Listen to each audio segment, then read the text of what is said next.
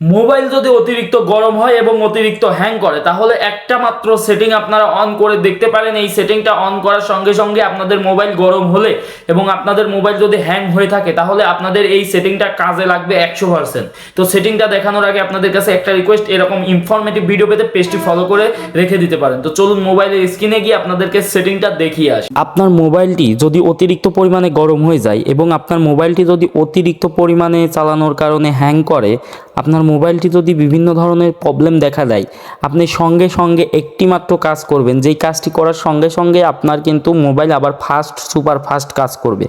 অনেকেই আমরা জানিই না সেই প্রবলেমটা কি।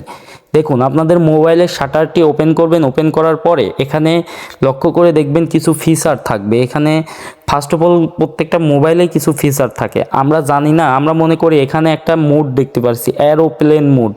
এটা অফ করে দিলে আমরা মনে করি যে আমাদের মোবাইলে সিম কার্ডের লাইনটা চলে যায়। তো শুধুমাত্র কি এই এরোপ্লেন মোডটা সিম কার্ডের লাইনটা চলে যাওয়ার জন্য এরোপ্লেন মোডটা না, এই এরোপ্লেন মোডটা আপনার ফোনটা যখন কি হবে, অনেক বেশি গরম হয়ে যাবে, অনেক বেশি স্লো হয়ে যাবে, তখন জাস্ট এই এরোপ্লেন মোডটা চালু করে রেখে দিবেন। জাস্ট 30 সেকেন্ড রেখে দেওয়ার পরে আবার এটি অন করে দিবেন।